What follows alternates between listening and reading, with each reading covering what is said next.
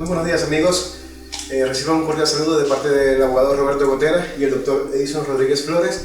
Nos encontramos aquí en las instalaciones de R&F Abogados en la ciudad de Quito para hoy hacer un pequeño conversatorio sobre el tema jurídico de la semana, por así llamarlo, un tema bastante polémico, que es la aprobación por parte de la Corte Constitucional ecuatoriana del matrimonio igualitario, a través de esa opinión consultiva que emitió la Corte Interamericana de Derechos Humanos. Básicamente el objetivo de este conversatorio es revisar un poco el aspecto jurídico del tema, ¿verdad? ¿Qué tan constitucional o no fue esa decisión? Si hubo o no violación de normas internas ecuatorianas. Siempre respetando los puntos de vista que existen. No es el fin de este conversatorio discutir si está bien o mal, discutir quizás el punto de vista moral, no es el objetivo de nuestro conversatorio, más allá de que tanto el doctor como yo tenemos opiniones personales. Básicamente nos centraremos en lo que es la parte jurídica como abogados que somos y nos interesa el tema, y es un tema muy interesante, muy llamativo para la comunidad jurídica y espero que sea de su agrado. Buenos días, doctor Edison. Buenos días, Roberto, muchas gracias por invitarme a discutir, a dar nuestro punto de vista jurídico y constitucional sobre este tema polémico que ha sido de la semana, sobre la sentencia de la Corte Constitucional con respecto al matrimonio igualitario para el grupo LGBTI aquí en el Ecuador. Tomando en consideración de que existe ya un precedente particular en México, aconteció casi lo que acaba de acontecer aquí en el Ecuador, pero bueno, como tú dijiste, pues vamos a verle desde el punto de vista dogmático, jurídico y constitucional, para tratar el tema, porque eso es lo que quiere saber el televidente, si es que fue efectivo o no fue efectivo esa manera de proceder por parte de los señores jueces de la Corte Constitucional al procedimiento sobre esta sentencia, y con respecto a la opinión consultiva emitida por la Corte Interamericana de Derechos Humanos. Así que pues estoy a disposición para seguir conversando sobre el tema. Sí, perfecto. Esto más que una entrevista de preguntas y respuestas va a ser un conversatorio. El doctor dará su punto de vista, yo daré el mío, compartiremos. Si es que hay alguna discrepancia será respetada y debatida entre profesionales y amigos que somos. Lo primero, doctor, creo que comencemos por el inicio y creo que vamos directo también al punto que le interesa a la mayoría de las personas. ¿Fue constitucional, estuvo pegada a nuestra Constitución, al derecho, esta decisión que ha tomado la Corte Constitucional de Ecuador? ¿Cuál es su criterio? A ver, tomando como punto de partida la opinión consultiva, la cual ha hecho eco los señores 5 jueces de la Corte Constitucional para emitir esta sentencia, bajo el criterio dogmático y constitucional y mi criterio personal, la Corte actuó mal. ¿En qué sentido? Esta opinión consultiva es, como el nombre lo indica, es una opinión a una consulta que hace algún Estado. En este caso, Costa Rica lo había hecho en el año 2017 o 2008 como antecedente a una situación igual que aconteció en ese país. Pero esta opinión consultiva no es vinculante. Esta opinión consultiva no es una jurisprudencia para los Estados parte. Es una jurisprudencia que sirve como referente para dictar sus fallos la Corte Interamericana de Derechos Humanos. Por lo tanto, al querer reformar, como ha querido hacer la Corte Constitucional, la Constitución de la República del Ecuador, el artículo 67, inciso segundo, tenía que ser mediante el procedimiento que indica el artículo 441 y siguientes de la Carta Magna. Una reforma constitucional no puede ser vista desde el punto de vista de un criterio de 5 personas, porque eso tiene que ser mediante una consulta popular, un plebiscito, o llamar, como digo, a que la mayoría de ecuatorianos veamos y reformemos esa constitución. Por lo tanto, bajo el criterio jurídico, se ha manifestado ya que esa sentencia es totalmente inconstitucional por el fondo y por la forma como ha sido tratada. Entiendo, doctor. Aun cuando, y aquí un poco de debate sano entre colegas, aun cuando el artículo 424 de la Constitución establece que todos aquellos instrumentos internacionales ratificados por el Estado y que establezcan derechos más favorables para las personas, derechos fundamentales, ese artículo establece que se aplican con preferencia al ordenamiento jurídico interno y a la Constitución, lo establece expresamente el 424. Aún así, ¿piensa usted que esa opinión consultiva no pudiera ser aplicada entonces al caso ecuatoriano? Correcto. Tú lo has insinuado y lo has dicho muy correcto. Esos instrumentos internacionales, los instrumentos internacionales son los tratados, los convenios, los pactos internacionales, el cual el Estado ecuatoriano es parte y ha sido suscriptor mediante diferentes gobiernos que han pasado desde que el Ecuador es parte de ese organismo internacional. Por lo tanto, la opinión consultiva no es un instrumento internacional, no es un instrumento, un tratado que ha sido firmado. Esta opinión consultiva es justamente, como bien indico, sirve de jurisprudencia para ciertos estados o ciertas sentencias que en lo posterior se puede dictar la Corte Constitucional. Entonces no se puede tomar una resolución, ¿no? Una resolución de una opinión consultiva como un tratado internacional, porque no es un tratado internacional la opinión consultiva. Perfecto. ¿Y cómo quedan entonces los derechos fundamentales? Los derechos fundamentales, quiero partir indicando lo siguiente. Se ha hablado mucho de los derechos humanos, se ha hablado mucho de los derechos de las personas LGBTI, que lógicamente lo tienen, y soy muy partidario de sus derechos. Pero hay que saber diferenciar, Roberto, cuáles son los derechos humanos y cuáles son los derechos de libertad. Los derechos humanos son los connaturales con el humano.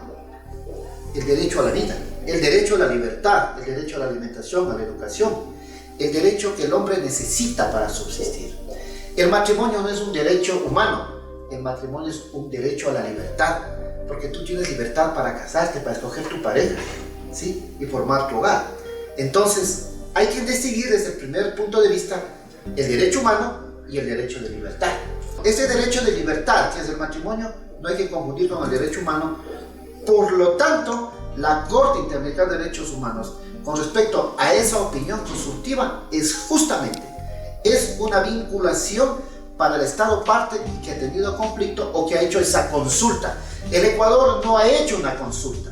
Si el Ecuador hubiera pedido una consulta a la Corte Interamericana de Derechos Humanos o a la Comisión, y esa consulta fuera absorbida por esta Corte, lógicamente que el Estado, quien hizo esa consulta, en este caso, si hubiera sido el Ecuador, hubiera sido vinculante para que lógicamente se inste a la Asamblea Nacional o se manifieste al presidente de la República para que convoque a una consulta popular, que eso era lo que tenía que acontecer aquí en el Ecuador. Perfecto, doctora. Ahora bien, sí veo que usted se enfoca mucho en el punto, en el aspecto formalista del asunto, y está bien, obviamente las formas están para cumplirse. Sin embargo, me preocupa que quizás dejemos un poco de lado el aspecto más de fondo del asunto, y es que esto nació aquí en Ecuador también. ¿Por qué? Porque la Corte Constitucional se atrevió a pronunciarse sobre ese respecto. Porque se inició una acción de protección por parte de dos parejas del mismo sexo contra el registro civil porque no les permitió celebrar su matrimonio. La causa fue subiendo y la Corte Provincial sometió a consulta a la Corte Constitucional, y ahí fue que se emitió este fallo. Sí me preocupa un poco la parte, y es lo que quisiéramos que siguiéramos discutiendo, de que precisamente, como usted lo dice, forma parte del derecho a libertad, el matrimonio. O sea, que yo tengo derecho, con mi consentimiento y de mi pareja, a casarnos y en un futuro, si queremos o no, procrear una familia o no. ¿Por qué entonces, doctor, a las parejas del mismo sexo, de alguna manera arrebatarles ese derecho? ¿Por qué no darles el derecho a ellos a decidir, no, yo sí quiero casarme con una pareja del mismo sexo? Y bueno, conformar, de hecho, tomemos en cuenta que la propia Constitución establece que se reconoce la familia en sus diversos tipos, ¿verdad? ¿Qué significa? Que hay una concepción tradicional de familia, padre, madre, hijos, como lo tengo yo, como lo tiene usted, pero también otros tipos de familias. De pronto el esposo y la señora que no quieren tener hijos, que no pueden. De pronto, como fue mi caso, los que se crían con sus abuelos, familias separadas, etcétera, etcétera. ¿Por qué, doctor, no otorgarles ese mismo derecho a estas personas del mismo sexo? ¿Qué opina usted? Siempre de la parte jurídica y respetando obviamente el criterio de cada quien. Bueno, en este momento, Roberto, yo quiero indicar de que no estoy en contra de ese derecho. Estoy yo completamente bien entredicho de que el grupo LGBTI tiene ese derecho. Lo que yo estoy cuestionando es cómo se ha manejado, cómo se ha tratado de gobernabilizar esta figura jurídica del matrimonio igualitario, reformando la Constitución, porque lo que están haciendo es reformando la Constitución, aunque la Corte no quiera aceptar, pero es así. Ahora, Tú me dices que esto inició mediante una acción de protección, correcto. Como no fue aceptada, presentaron una acción extraordinaria de protección y fue a la Corte Constitucional. La Corte Constitucional está en todo su derecho de entrar a conocer mediante el procedimiento de admisibilidad y luego verlo de fondo, qué es lo que aconteció. Cuando la Corte Constitucional acepta de que estas dos personas o estos dos grupos que presentaron solicitando su derecho al matrimonio, pues la Corte tenía que, por último, aceptar la petición y ordenar a que esas parejas se puedan casar, más no ser una sentencia erga omnes que se conoce para que vincule a todos los 17 o 18 millones de ecuatorianos que existen. Porque si hemos escuchado varias entrevistas de estas personas que pertenecen a este grupo LGBTI, yo he escuchado personalmente que han manifestado que se ha ahorrado para que el Estado ecuatoriano más adelante sea llamado a la atención. Es que el procedimiento era lo siguiente: tenía que la Corte Constitucional negar para que justamente esa pareja o ese grupo, con esa negación de la Corte Constitucional, acuda a la Comisión Interamericana de Derechos Humanos y posteriormente a la Corte, agotando todos los recursos aquí en el país e ir allá. Cuando vaya ya a la Corte Interamericana lo que va a hacer es dar o recomendar de que esos derechos sean reconocidos. Con esa resolución que tome la Corte Interamericana de Derechos Humanos, tenía que la Corte Constitucional instar a la Asamblea Nacional o al Ejecutivo para que convoquen a la consulta popular o se haga una reforma parcial mediante la Asamblea Nacional ya con la resolución de la Corte Interamericana de Derechos Humanos. Más no saltarse estos pasos e ir directamente a ellos a actuar. Y lógicamente ahora escucho ya varios catedráticos, varios jurisconsultos ya que manifiestan que posiblemente ya hay aquí hasta un prevaricato por parte de los señores jueces. Efectivamente son jueces. Yo respeto el criterio de cada uno de ellos. Tendrá que ver si más adelante procede o no procede, porque aquí hay la ley de garantías jurisdiccionales y control constitucional, donde que les bloquea y les blinda totalmente a los señores jueces de la Corte Constitucional. Y para eso yo tengo el Código Civil, el artículo 81, que habla sobre el matrimonio, manifiesta que el matrimonio es un contrato solemne por el cual un hombre y una mujer se unen con el fin de vivir juntos, procrear y auxiliarse mutuamente. Aquí claramente indica que es entre un hombre y una mujer. Yo no sé dónde está oscura, dónde hay un obstáculo a leer este artículo, y mucho más el artículo 67, inciso segundo, de la Constitución, que dice que, como título, la familia, sus tipos y matrimonio. Y dice el inciso segundo: el matrimonio es una unión entre un hombre y una mujer que fundarán el libre consentimiento.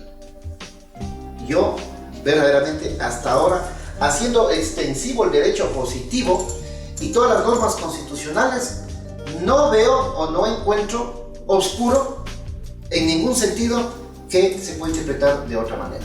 Lo que aquí cabe es una reforma constitucional. Okay. A ver, doctor, sí veo que nos estamos enfocando en la parte formal de cómo sería el procedimiento para hacer esta implementación de este matrimonio igualitario, y en efecto sí algo digno de análisis y comparto en buena parte de lo que usted dice. Ahora bien, me llama la atención lo siguiente, y esto es un poco resumen del texto de la sentencia. Dice en la sentencia que hay muchos catedráticos y jurisconsultos que parten de una concepción literalista de la norma constitucional, que son, bueno, aquellos, como lo hemos hecho nosotros aquí, que hemos leído la norma, donde establece que el matrimonio es entre hombre y mujer. De esa misma forma lo habla el Código Civil. Sin embargo, ellos establecen que en el derecho constitucional, como es tan amplio, tan importante, porque es el que dicta el rumbo que seguirá política y jurídicamente un Estado, no puede interpretarse de manera tan literal, de manera tan quizás restringida. No usan esa palabra, pero estoy tratando yo de graficarlo. Y que hay que ver todas las normas constitucionales en su conjunto. Entonces está el 67, que establece el matrimonio entre hombre y mujer. Está también otros artículos, el que establece el derecho al libre desenvolvimiento de la personalidad. Ese mismo artículo 67 establece la familia en sus diversos tipos, ya mencionado. El artículo 424, que habla sobre los derechos humanos que son favorables al ordenamiento jurídico interno, etcétera, etcétera. El asunto es, doctor, hacer este tipo de interpretación, a ver su opinión, no estamos cayendo precisamente en esa posición literalista de la norma, aun cuando el derecho constitucional es tan amplio y siempre debe ser progresivo para mejorar los derechos de las personas. ¿No cree usted que con esta interpretación tan literal estamos un poco coartando esa progresividad de los derechos? ¿Qué opina? Roberto, como decía, en ningún momento se está coartando. Antes, por el contrario, mi posición personal es de que efectivamente ese derecho debe ser reconocido, pero no como ha acontecido. El bloque de constitucionalidad, donde están los instrumentos internacionales y la Constitución, que son de igual jerarquía, ¿sí?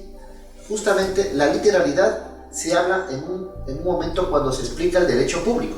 Y el derecho público no puede irte más allá, porque el derecho público tiene que interpretar conforme el legislador ha puesto una ley.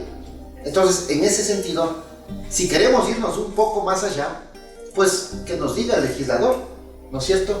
Porque así dice el Código Civil, que es únicamente el legislador el que puede ser el interpretador de la ley, ¿no es cierto? Por lo tanto, es el legislador el que tiene que reformar esta Constitución, o mediante una consulta popular. Entonces, Roberto, para que quede claro, la respuesta a tu pregunta sobre los derechos que tienen este grupo de personas es correcto. Es constitucional de que exista en nuestra Carta Magna ese derecho establecido, pero en una forma correcta. Más no leer en el argumento jurídico constitucional que digan 5 personas e involucrarnos a los 18 millones de ecuatorianos. ¿Por qué cree usted que esa decisión de esas 5 personas involucra a los 18 millones de ecuatorianos? Es decir, a las personas heterosexuales le están obligando a casarse con una persona de su mismo sexo. No le están obligando. El hecho de que conste en la norma, en la Constitución, es regla para todos los 18 millones de ecuatorianos. Lógicamente, habrá personas heterosexuales, bisexuales, homosexuales que tomen la decisión, pero tenemos que hacer caso a lo que dice la Carta Magna. Ahora, con respecto a lo que tú manifiestas y en el sentido de interpretación, he escuchado yo de que el mismo juez ponente en una entrevista en Teleamazonas ha manifestado que esa sentencia no es que anula los matrimonios que ya se han manifestado o que de aquí en adelante no pueden casarse un hombre o una mujer.